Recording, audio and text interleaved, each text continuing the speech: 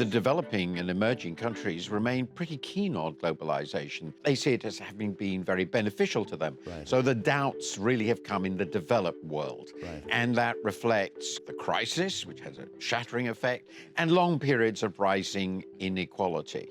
For business, it obviously creates the big challenge Right. because they have become globally integrated. The Right. supply chains now work across borders. It would mean an immense upheaval if they gave this up. So what do they have to do? Well, they have to get into the political debate by proving that it is possible to have globalization without destroying the living standards of very substantial parts of the population. So for our clients, it's really important that we can move talent around the world, that we can move goods around the world. Business leaders have to think about how they make sure they have continuity of supply, but also that the cost of the supply chain doesn't completely get out of control.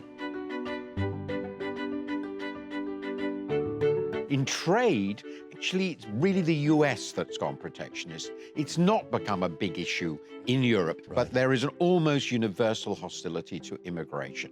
And that's where some big changes in policy are going to be required. Now we have Amazon, Google, Microsoft, businesses which may be on the US stock exchanges but are really global companies.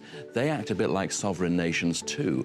Their need to make sure they can move their people, they can move their goods around the world in a way that isn't impaired by some form of advanced tariff treaties or what have you is critically important.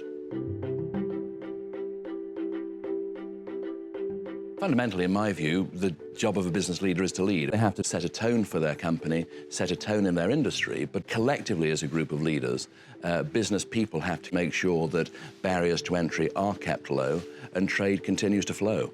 Well, I think the crucial point is that business leaders do actually speak together quite often. Right. There are bodies that represent them, both international ones and national ones. That's, as it were, their voice on policy. They should really be thinking, well, how is what we're saying going to be perceived in relationship to other people's view of the national interest? Right. Do we come over as a purely sectional interest for, let's be blunt, the wealthy and powerful? Right. Or do we give the impression that we are taking into account the great global challenges, climate change and also these very profound tensions that have emerged about the evolution of the market economy?